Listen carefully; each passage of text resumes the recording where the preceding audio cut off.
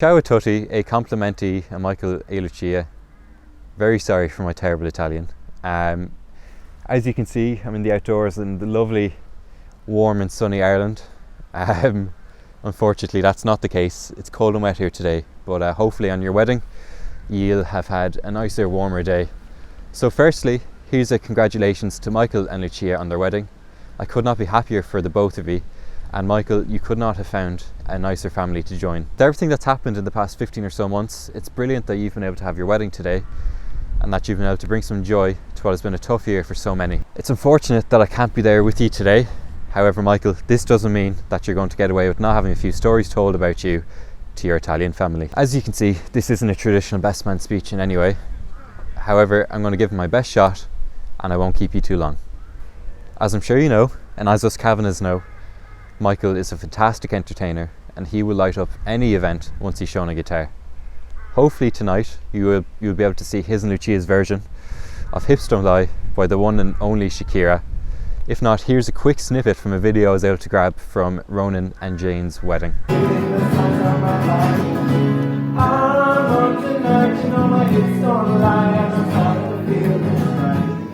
Michael's musical career started when he was very young. He decided to go door-to-door busking in Dublin by himself, unknowns to mum and dad, who I'm sure were panicking at the time. James. Declan, how are things? I'm good. Sorry, your mum and dad moved in next door. Yeah. And in the morning, I was in bed sleeping, and we didn't know who they were at all. But anyway, basically I turned around and woke up, and there's Michael standing beside me, looking at me like this. And he says, "Hello, can I come to play?" And I said, "Oh my God, in this house, we don't get up till after 10. He said, "Please go home." And the following day then we met Barry and Eilish. But Same day. same day, yeah. And she was mortified. Oh, your mother was mortified. Swimming club years ago, and he was acting the maggot with other children, Yeah. and they're all waiting to get into the pool. So you had all the young boys there and they're just in their togs, and Michael was running up and down.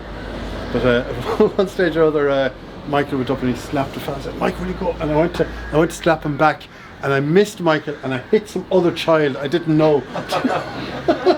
and I hit him so hard. It wasn't intentional, but yeah, I thought I was going to get into trouble that day. I was going to be called by the parents or something. But the other day then I came out here to the garden, and he's you know the hanging baskets? So he had the hanging basket, and he was in the garden like this, swinging around, decapitating all the trees. There were trees in the garden at that time. Decapitating, flying around. So I said, "Jesus, Michael!" And I was giving out to him, and your mum was next door, and she said, "Oh, thanks be to God, there's somebody next door who knows him, who'll tell him what to do, and he'll have to obey." Yeah. But I was a character now. He's an absolute character. Hopefully within the next year we can all share stories of Michael firsthand. However, until then, here's just a small story of one of Michael's funnier moments to me. So from a young age, Mum and Dad always wanted myself and Michael to go out and find work. So when Michael was 17 or 18, in his attempts to find employment, he decided to call into a tanning salon in Oranmore to try and get the job of applying the spray tan to all of Galway's women. And to the Italians who mightn't, because you have sun, you mightn't know what a spray tan salon is. So basically, you would have Michael there with a tan gun or whatever, just spraying all the girls. And surprisingly, he was turned down for the job.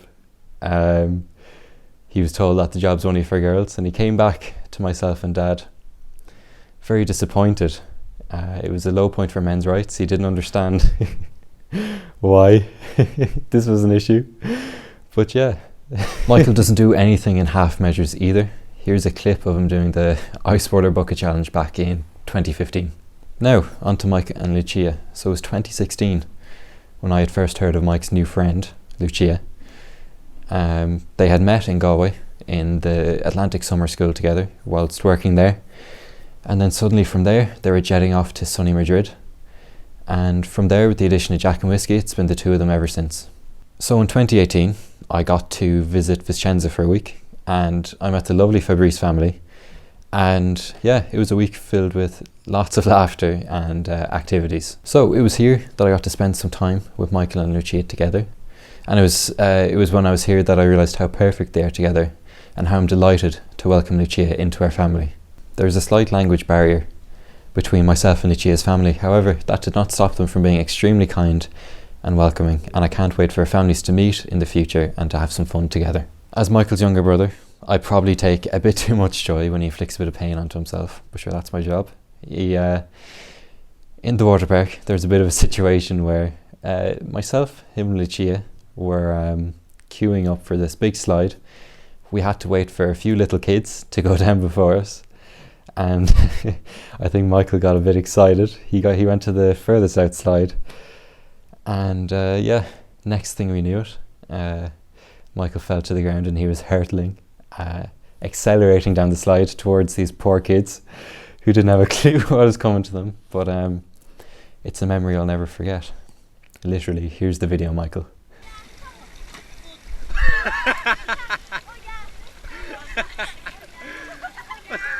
And then from here we went to Gardaland, the amusement park there, and that was a brilliant day. And yeah, here's just a picture of myself, Mike, Lucia, and our friend Nico was there with us as well. So, as I'm sure you all know, if you meet anybody that knows Michael, they'll have a story to tell you. He's a heart of gold and will leave a positive impression on everyone. I'm truly Mike's younger brother, being 21 years old, and he has always been a supportive and protective big brother. I'm so happy of everything he has achieved, and I know that he has only great things ahead of him for the future. Michael and now Lucia mean the world to me, and I cannot wait to spend more time with them in the future and to create some more unforgettable memories in Italy and wherever they might end up in the future. So, for all of us Irish that couldn't make it to the wedding, I would like to ask all of the Italians to raise a glass for us to Michael and Lucia, wishing them every success in their marriage and for the rest of their lives. Sláinte.